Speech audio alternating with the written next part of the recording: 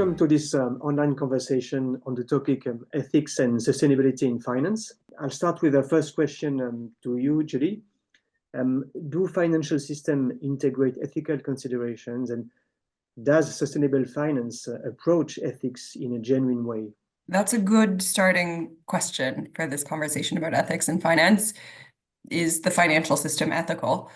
The short answer is no, the financial system does not consider ethics in a thorough way.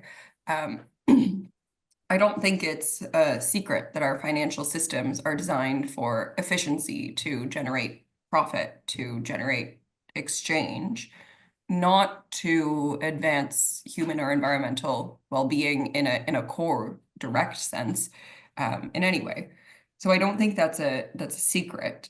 With the growth of sustainable finance in the past years, the conversation about, okay, the word sustainable is now in it. Is the financial system addressing ethical considerations? That question has gotten asked many times with different answers from people.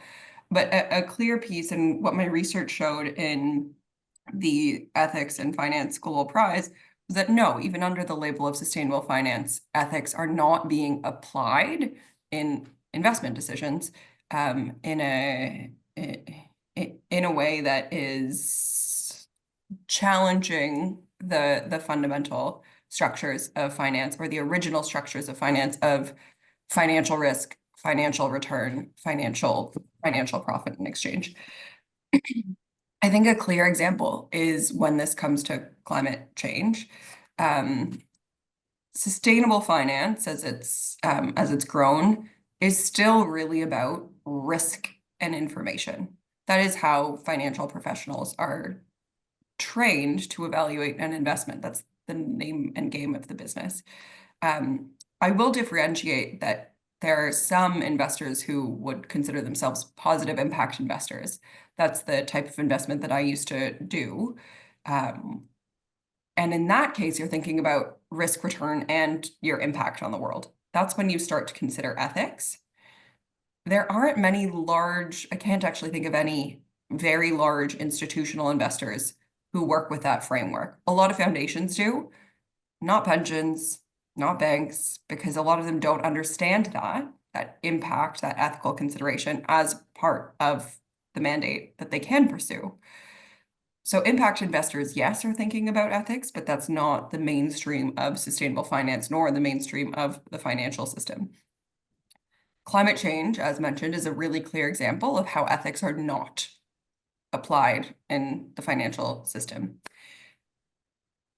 In sustainable finance, investors will look at information related to climate risk and perhaps opportunities. But what they're really looking at is, okay, how is my investment going to be affected by the climate transition, by climate-related regulation and policies, by physical damage like the wildfires that just burned through Los Angeles? It's not about how am I investing in a way that reduces climate change, but how do I reduce the harms of climate change to my investment portfolio? That's a bit of a myopic perspective, because as climate risk gets worse, the entire economic, social, environmental system is getting volatile, let alone, at risk of collapse. So you can't really insulate your portfolio from that, but that still is the approach that even sustainable investors are, generally take when they think about climate change. And what I wrote about in the Ethics and Trust Global Prize was how, in fact, the growth of sustainable finance and the principles behind it directly conflict with ethical approaches to climate change. If you think about it, when an investor is evaluating physical climate risk, is this area going to flood? Is this area going to be affected by sea level rise? Will there be a drought, a wildfire? That's a risk on an investor's analysis. That means that to compensate for that risk, you either don't make the investment or you charge for a higher cost of capital. You ask for a higher return. Research has already shown for the past 7+ years that it means the cost of capital for the most vulnerable countries and regions has gone up if they are more affected by climate-related damages. So the most vulnerable regions to climate change, who, let's not forget, have often contributed the least greenhouse gas emissions, the least pollution, are being charged more for a problem they didn't cause. And that's what happens when investors are looking for more information under a sustainable finance label. They're looking for sustainability related information like climate change, but then they end up pricing that risk in to protect their portfolio, but harm the communities who are being affected by climate change. That's not ethical. I'll pause there, but I think that's quite a perfect example of how the financial systems were not designed for ethical considerations. I think that's a pretty banal analysis, but then more specifically, even the growth into sustainable finance is much more focused on risk to the portfolio and still doesn't consider ethics to the community or environment, and in many cases actually goes against really foundational ethical principles. Thank you, Julie, for your insights on these questions. José, would you agree with Julie on that? Or? Yeah, I agree with that. What we're having now, it's we are looking at the risk of the attempts of institutionalize ethics through regulations or mandates, and they are creating these inefficiencies and unintended consequences. Because financial markets, they act in their own self-interests, but they go around the regulation. So what Julie clearly is criticizing, and she is right on that, is the rules of the game are not enough. And the question is if it's going to be if we need more of that kind of regulation or a different approach, because clearly it's not working. But I think we are going to address that later in specifics. Yeah, thanks. Thank you very much.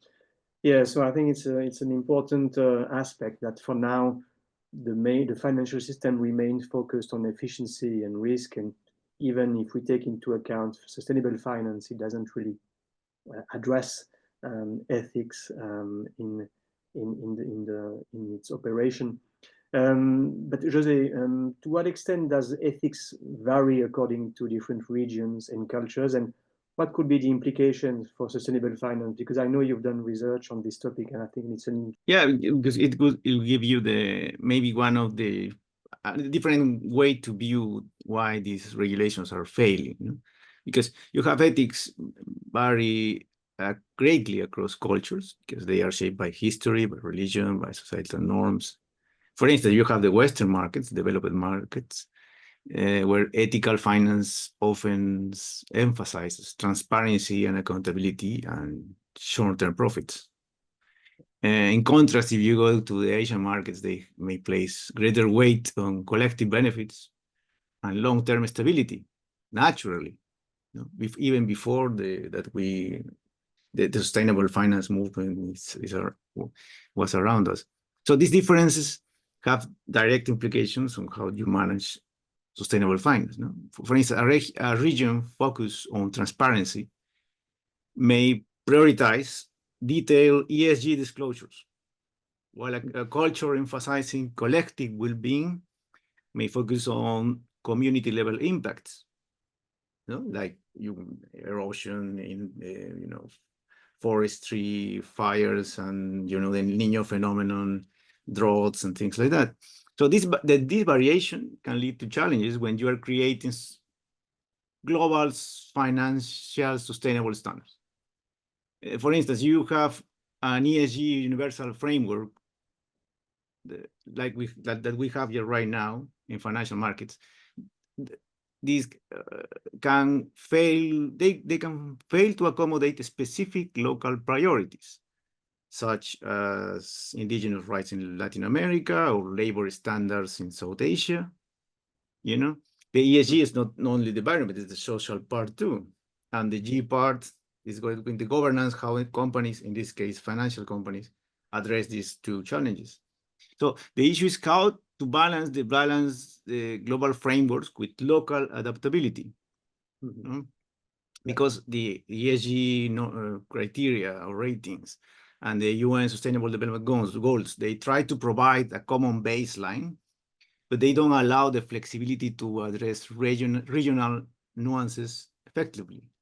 And the US, for example, you have more, the cultural cornerstones are more individualism, transparency maybe, so ethical behavior often aligns with contractual obligations, with accountability. In contrast, you go to Japan, and ethics are more tied to group harmony, long-term relationships. In China, where you have Confucian traditions at the core, those influence business. The traditions go more for loyalty. Relationships might take precedence over rigid rules. This difference complicated the implementation of sustainable finance. What one culture deems ethical, another may see as irrelevant or counterproductive. We see that in Oxford, for instance, a company adhering for Western-style ESG reporting may clash with local expectations in Asian markets, where community benefits may outweigh strict environmental metrics, as we know them in the West. So the implication is that sustainable finance frameworks should avoid a one-fits-all approach, because markets work best when individuals and firms adapt their strategies to meet the preference of their local consumers, their investors, rather than being bound by global standards that will fail to account this, what is called now the cultural diversity. Thank you, José. That's very interesting. Julie, in your work, have you been confronted to these variations, to these differences in the definition of sustainable finance? And do you think we should account more for local or cultural differences? Local culture solutions should certainly shape the regulations and policies that exist in a place. I think it's interesting as well to consider some of the foundations that can be transversal across regions. A lot of work has been done by international financial standards groups to try and set worldwide standards on things. And maybe that is a piece that that José would highlight as not productive. What I would turn to instead is recognizing the need to protect human rights, labor rights, indigenous rights, to protect environmental action and nature. And those can be consistent values globally, which are then applied in different ways, in different culturally appropriate ways. Again, I'll come back to the example of environmental justice. It's generally agreed by environmental ethics experts that when it comes to climate change, those who are historically responsible and have the financial capacity to pay for climate change should be paying for the solutions and paying for the damages. This is something that global North governments have not practiced, but that a lot of global North ethical experts agree is necessary. And this is something that global South experts and governments are calling for, given that, countries in the global South are those who are dealing with damages that affect people and environment. So all of that to say that there are some foundations that can be applied when it comes to just respecting foundational human and environmental and social rights and dignity.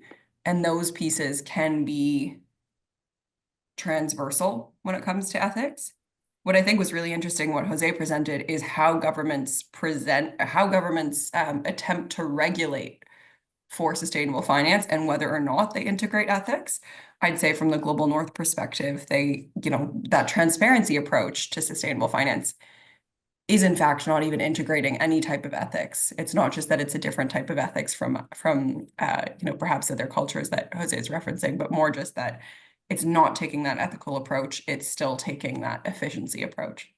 So now I'll turn to a problem that is very much in the media. It's a kind of hot topic that has created also a backlash on sustainable finance. It's the issue of greenwashing. What are the ethical implications of greenwashing in sustainable finance, and how can it be effectively mitigated? Maybe I'll start with José on that issue. greenwashing is like one of examples of how regulation could cause unadverted consequences, no inefficiencies. The ethical issue with greenwashing lies in the you're violating the trust necessary for market transactions. However, the solution to greenwashing lies between deciding between more regulation or more informed consumers and investors. Because markets punish deception naturally.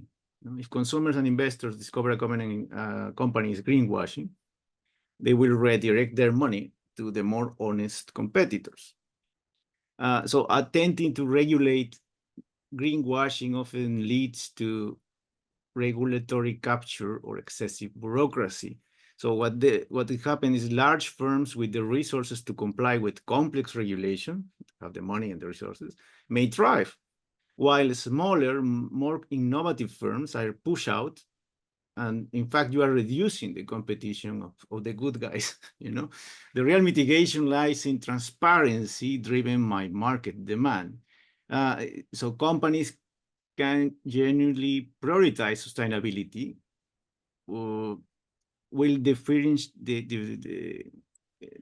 themselves through clear, credible reporting and third-party validation, but driven by consumer choice, not government edicts. But the government has the role to provide that transparency. That's what I'm trying to Thank you. Yeah. José, Julie, do you have a different view on that, or what is your opinion? The interesting thing about greenwashing and sustainable finance is that it is just a form of lying in either your financial statements or your other types of communications. So that's an ethical consideration, regardless of the environmental or human impacts that then follow from that. If you're simply not being truthful in your communications, a great analogy here is if you think about a company that claims to be doing something sustainable, says, I'm going to be net zero by 2050, I'm going to have these wonderful labor practices, and doesn't deliver those, that's greenwashing. Now, if you imagined that company said, I'm going to build this particular piece of infrastructure, I want your capital based on that promise, and then they never build that piece of infrastructure, they never build that building, that would sound like fraud because they're fundraising based on something that they're not actually doing. Yet greenwashing almost sounds like this euphemism for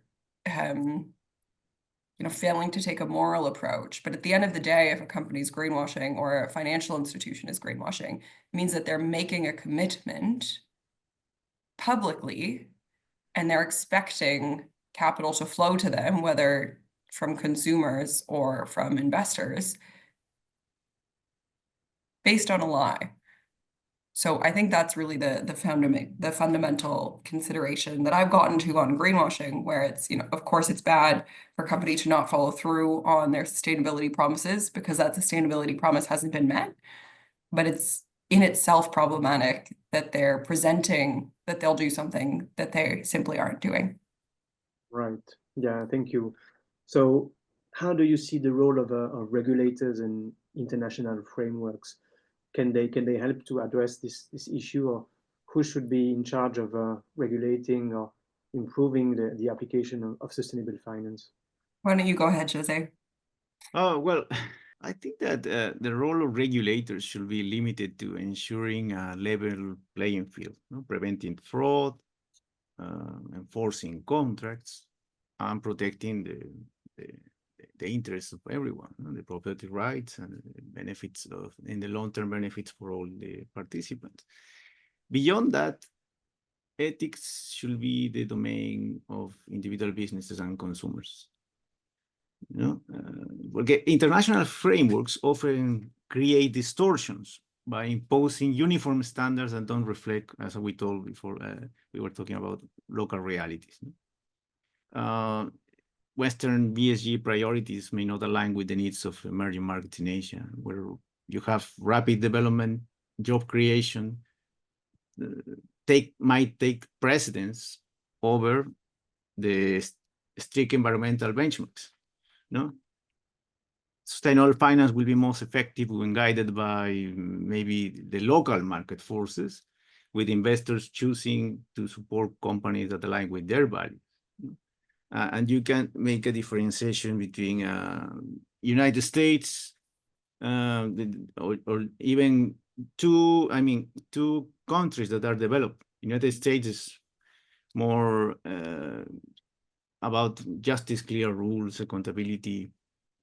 Japan is more about harmony in relationships that could be lead to ethics being viewed through a collective lens.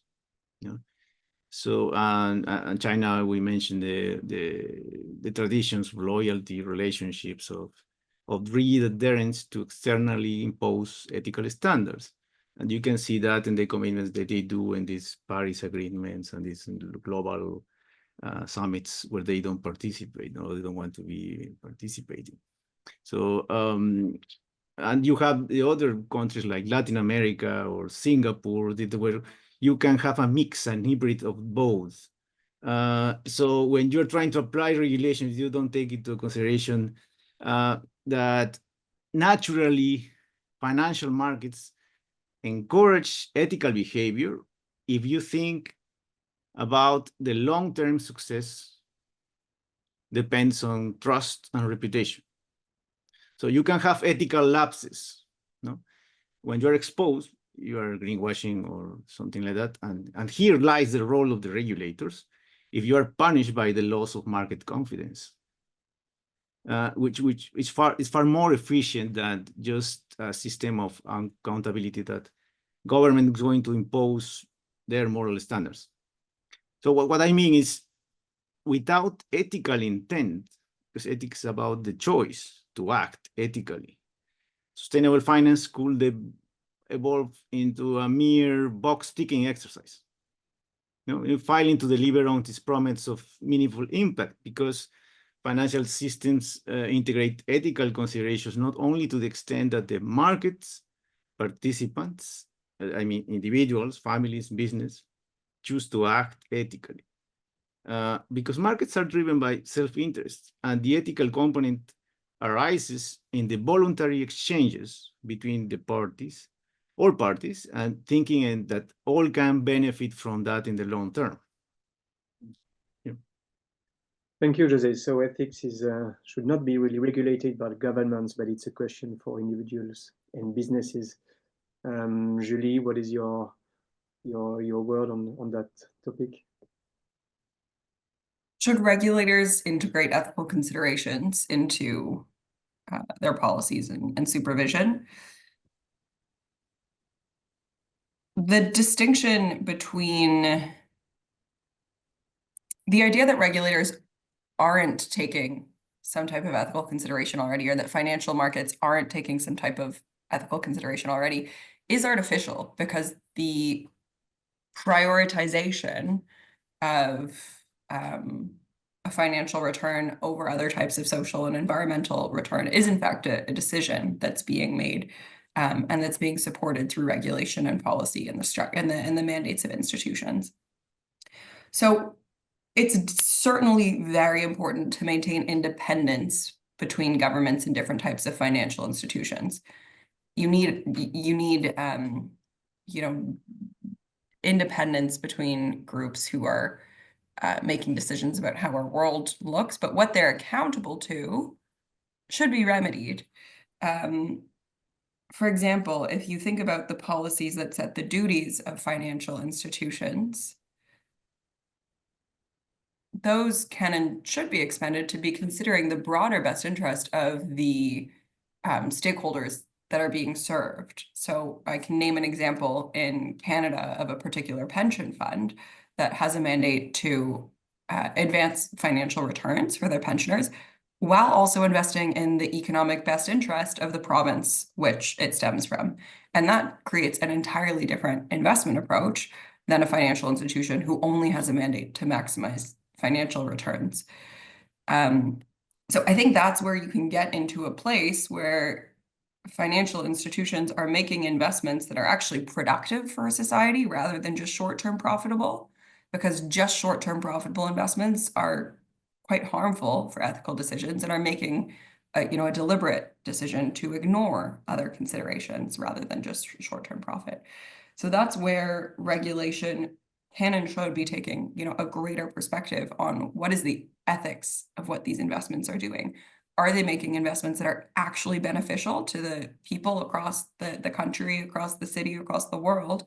Or are they perhaps harmful to those interests? And if they're harmful to those interests, then that should be remedied. I'd say, when thinking about the broader best interest of the stakeholders and beneficiaries, that considers the foundational ethical considerations that we talked about. And it's also still consistent with retirees wanting a pension, right? If we look to the example of climate change, which is quite relevant and material, then investing in ways that make climate change worse, make your climate risk worse, which reduces the return and the stability that you'll be able to offer the pensioner who, a pension is supposed to be representing. So when you think about these large financial systems and these large investors within it, maintaining a safer environment is a sound investment policy and is a more ethical investment policy.